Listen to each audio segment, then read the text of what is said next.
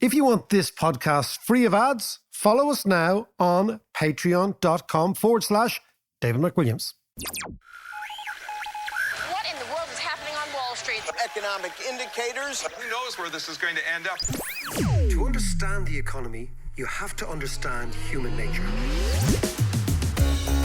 This podcast is powered by Acast. How you doing there? It is podcast time.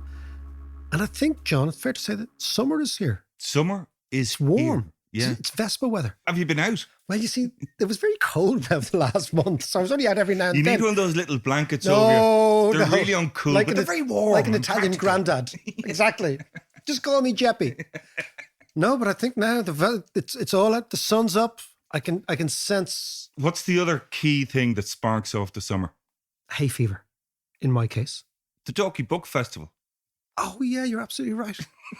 No, in fact, we launched it this week. It is going to be fantastic. We're doing it from the Martello Tower. I know. And it's brilliant. It looks amazing. I saw the promo you did on the Twitter machine. Yeah, no, it was amazing. But we have Brian Cox. Yes. Professor Brian Cox. I know you're a big fan. A huge fan. And a sweetheart. And he's going to be talking about the world, the sky, the whole thing.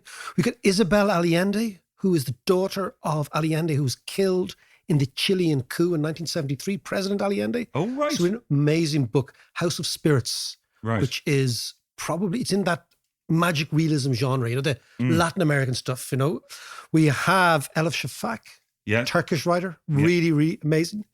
And then, of course, we have a live podcast. Oh, jeez. By you, My nerves are up already. And Stephanie Kelton, the woman behind Joe Biden's economics. She's brilliant. She's been on this podcast several times. And she's brilliant every time. We also, and President Michael D is coming in. Oh. Michael D is going to come. He's going to talk about home. He's going to talk about the European street. He's going to talk about everything like that. We're doing Dante, of course. We're doing Joyce. We're doing Yeats. Like lots of literature. Lots of current affairs. And it's going to be, I think it's going to be really, really exceptional. An eclectic mix. It's always an eclectic mix. So get your tickets, John. 50 quid for 23 events. That's pretty good value. That's brilliant. Yeah 23 really good. And we have 2 or 3 really big names yet to come. That I'll tell you about next week.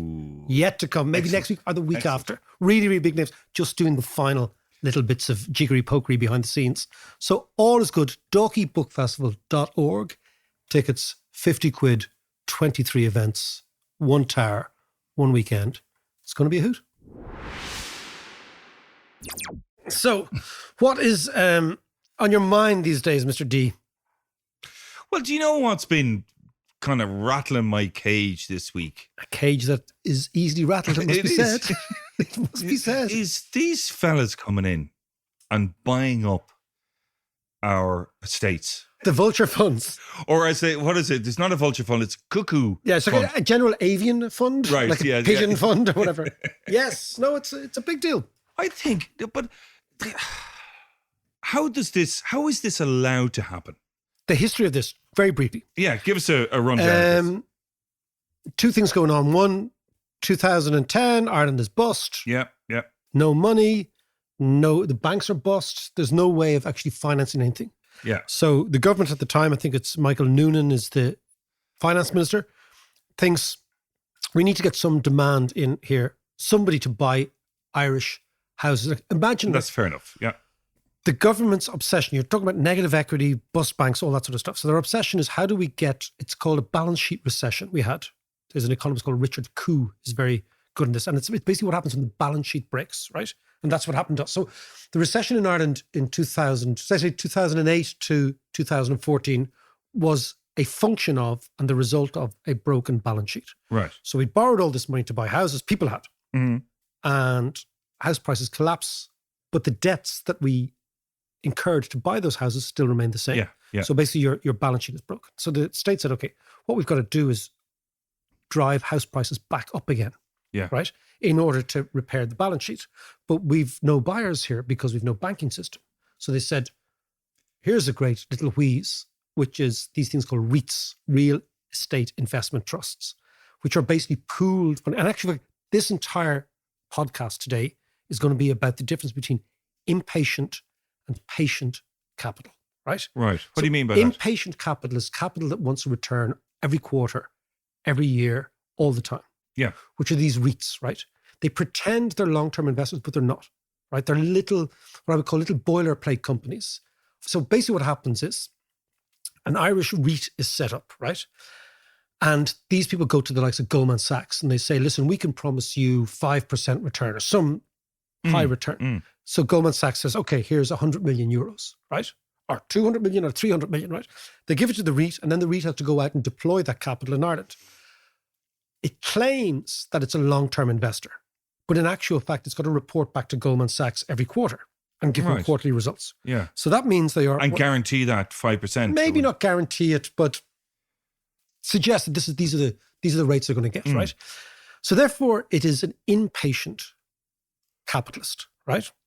On the other hand, we have long-term capital, which is patient capital. But let me just come back to, so the reason the REITs were there in the first place was the government decided we have to give tax breaks, of course, it's Ireland, you've got to give tax breaks, that's what we do, to property investors, to boost the property market.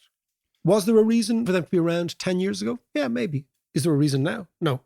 Right. Not at all, because we don't need the capital. But so initially it was a good idea because in Initially order it to was- get some money flown back through the economy, offload some of these properties, All but- that stuff, yeah. Yeah, but at the end of the day, there was no time limit put on Well, it. I think basically what happens in a crisis, a couple of things happen in crisis, but in a crisis, you never, ever are faced with a decision which is a decision between good and bad. The decision in a crisis is always bad and worse, right. right? okay, So yeah, is yeah, the yeah. decision a bad one or is it a worse one, right? Yeah, yeah. So that was 10 years ago. The fact these guys are around now is ridiculous, right? But what strikes me is it's about, we've got to make a choice in this country about what type of society we are. This is a much, much bigger issue. Yeah. And I was reading today about Joe Biden giving away the vaccine.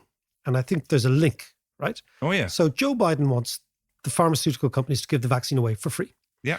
And Go, Joe. that stems from an individual called Jonas Salk. Have you ever heard of him?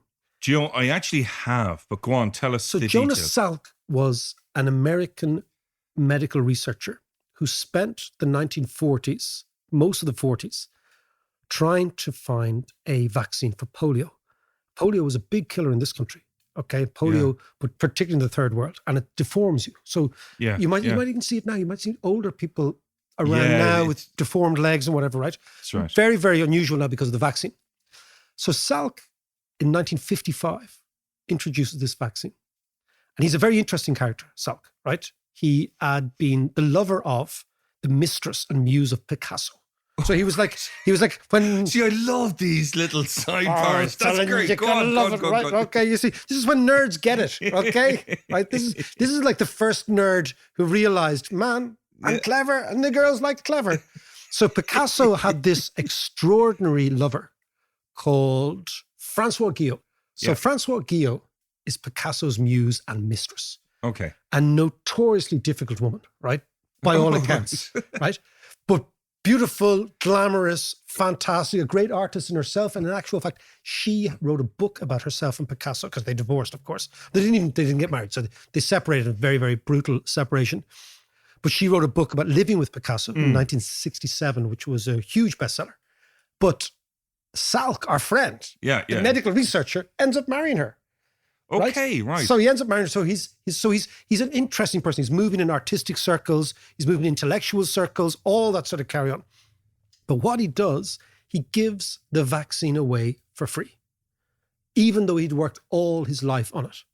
And people Right. asked him, "Why did you do this?" And he said, and I think it's the most beautiful expression. He says, "Because it is our obligation to be good ancestors," meaning we've got to do good things.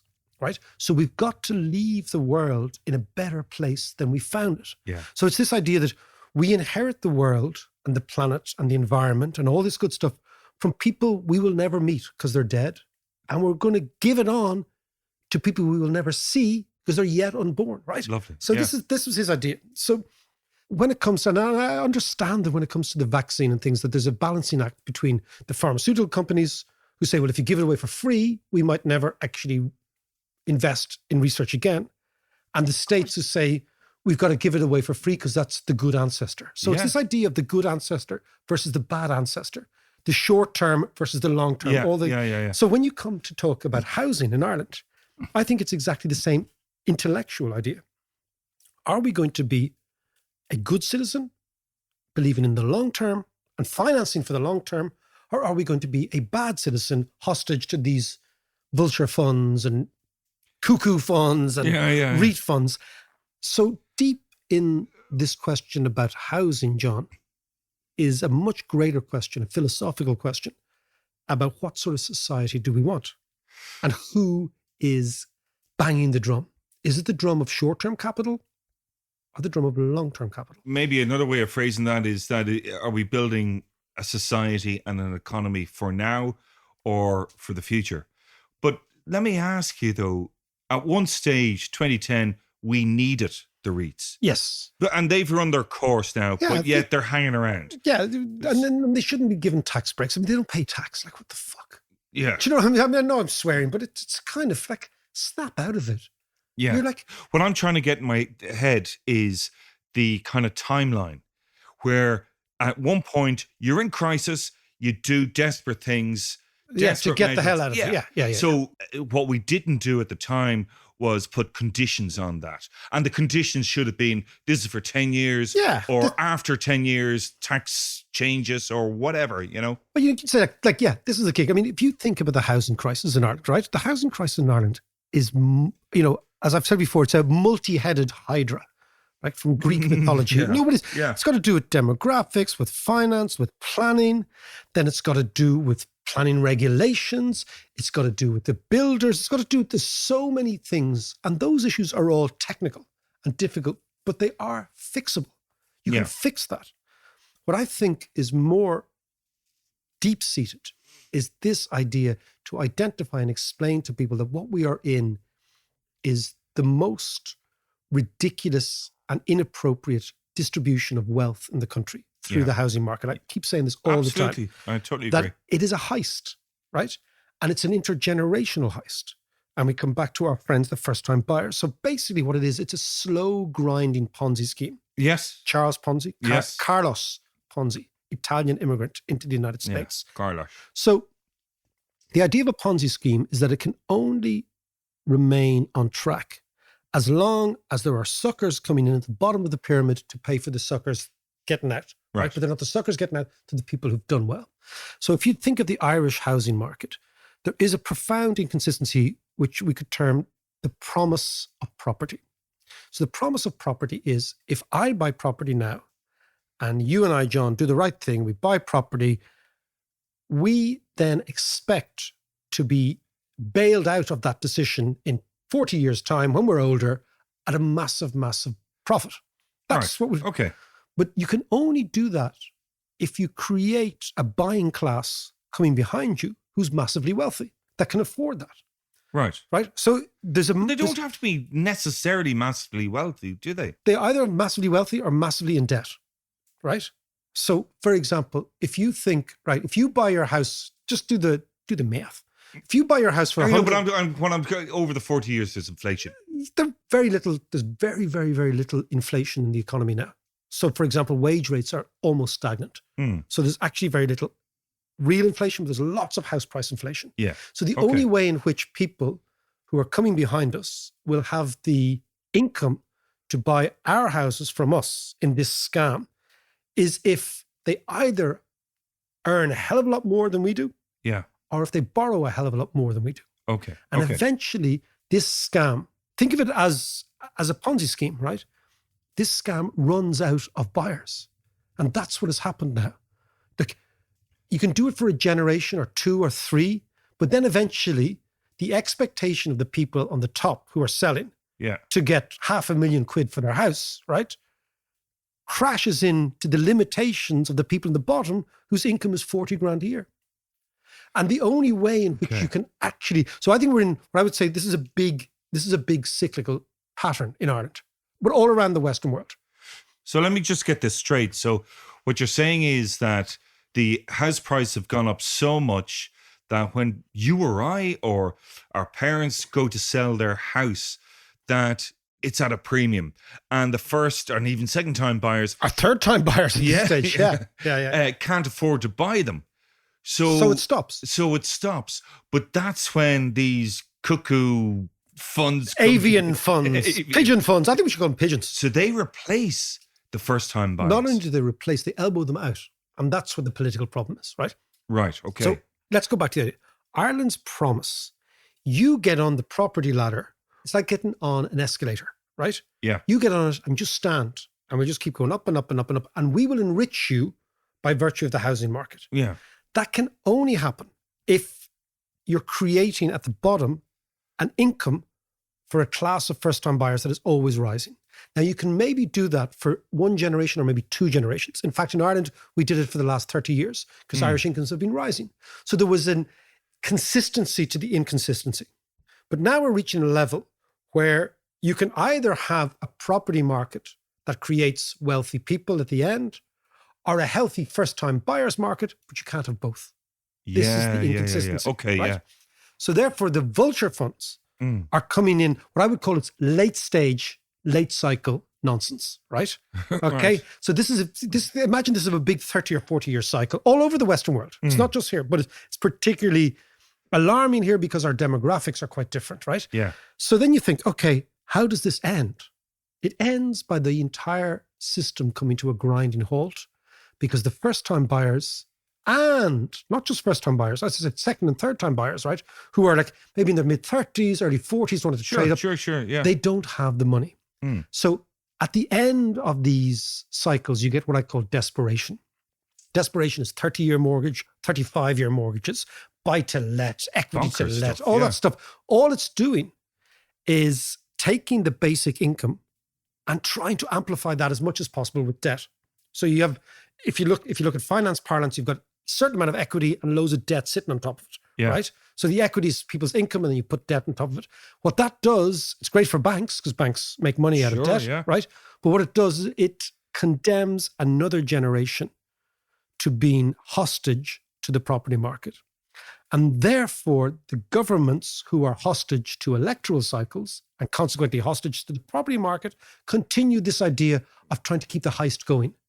So it's like a scam at the desperate end. So where do you go from here? Like, what's the solution? Is there a solution? Yes. And now I come back to the idea of patient versus impatient capital, right? Right. So impatient capital is the capital that every quarter demands a return and is not only demands a return, but demands an increasing return. Now, anybody who understands risk will know there's risk and there's return. Yeah. If you keep demanding more and more return, you're putting on more and more risk. Yeah. Right. So that's the basic idea, okay, right? Get that. So think about that, right? So these guys, these impatient capitalists who are benchmarking themselves against all sorts of other ideas, right? They're demanding a return. So that means there's no such thing as risk-free return. So it means that what's happening all the time is you're putting more and more risk. Now that risk could be financial risk, but it also could be political risk, i.e. that the entire system crashes against a political party that says, you know what, we're not playing this game anymore. And the millennials revolt and say, we're not doing this anymore. We're going to vote with our feet. We're going to have a buyer strike, or we're going to vote for a party that says we don't want this anymore. Right. Okay. And of course, there's financial risk, there's crashes and whatever. I happen to think that much more likely is we end up the system, the property system, and I took the whole thing because, you know, what's happening is developers love the idea of selling to one vulture fund. Well, because they don't have to sell 300 houses. Yeah, exactly. Estate agents love it as well because estate agents can charge the same fee to one vulture fund. Yeah. Think about the amount of work they have to do.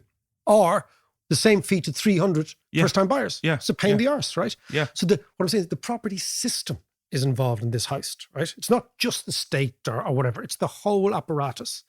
Eisenhower called it the military-industrial complex. Oh, yes. So we have what I would call the property financial complex, right? Okay, same idea. Yeah. But if you take out of the equation impatient capital and you replace it with patient capital, then we're in a totally different ballgame, right? So the reason all these house prices are going up, one of the reasons is the financial players demand return today. Yeah. Imagine saying to these people, you know what? We don't need you. This is the Joe Biden idea. We don't need you, right? Mm. The Irish state is going to create the financing for property over the next 100 years. We're going to do what the Dutch did. I told you, I'm kind of obsessed with Dutch finance. You are, yeah. Well, I'm just obsessed with I've their... noticed this recently. But it's their cleverness when it comes to finance. Mm. It's their unwillingness to be beholden to gobshitery, right? We are beholden to gobshitery because people aren't sufficiently financially educated here. Okay. So any class of snake oil salesman can come in here and sell nonsense to people. Imagine, And they do. Like the REITs. Mm. I mean, these snake oil stuff. It's pathetic stuff, right? So what the Dutch did during the 17th century is they realized two things were going on. One is that Holland was being hit by floods all the time because they live underwater. They're lowlands. Yeah. Number one. But number two, they couldn't figure out which villages were hit first, right? Because of various different tides and whatever. Sure. So they said, we have to have a collective way of financing dikes and polders in order to prevent any flooding of the country. But we can't lumber one individual village with all the costs because the cost is going to be too great. So how do we figure this out? Well, we figure out we're going to issue bonds, long-term debt, and we're going to issue it collectively as a country, right? And that's how we're going to finance it. Right. Because we know that no village is sufficiently rich to have the capital to build the dikes. Yeah.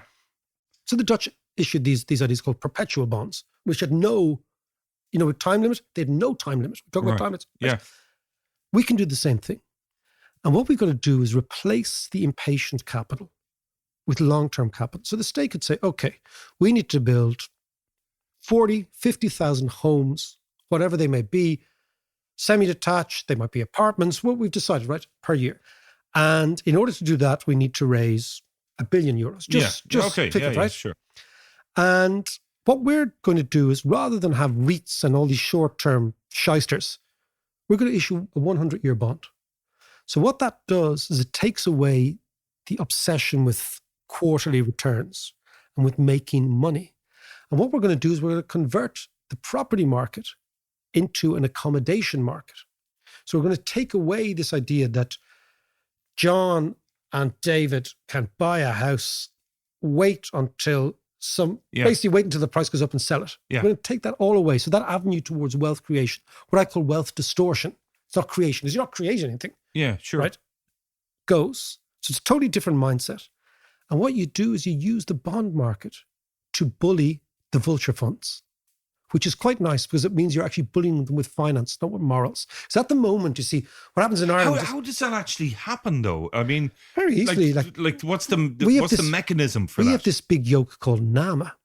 Yeah. NAMA was capable of selling the assets for the country, wholesale. Yeah. Use NAMA, the NTMA, NAMA, all these things to actually do the same thing. So, for example, when the Irish government wants to build a motorway, it issues, the Department of Transport says to the Department of Finance, we need 100 million to do this. Yeah. And they issue a bond. Okay.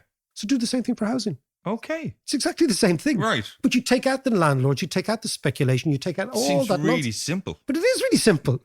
So if you think about it, like if the Irish state said, okay, tomorrow we want to build a motorway. They're thinking of building a motorway, let's say from Dublin to Derry. Yeah. Right?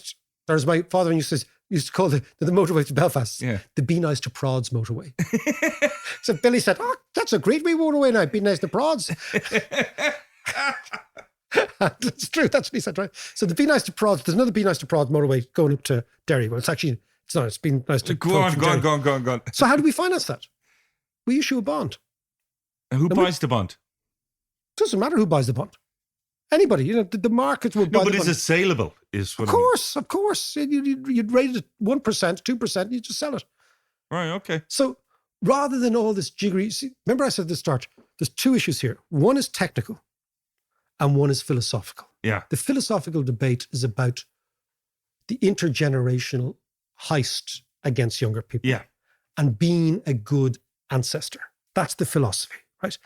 The technicality has been made overly complicated by all these interventions, one of which was allowing in the vulture funds, bringing them in, having the first-time buyers grant, having the equity to buy scheme and all this nonsense. Right? Yeah. They're just noise. They're just distortion.